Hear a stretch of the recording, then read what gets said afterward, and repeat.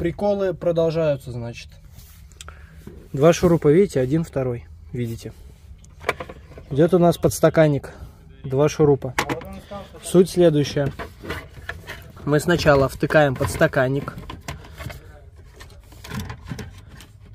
Это все закрепляем на шурупы. Потом мы втыкаем вот эту часть.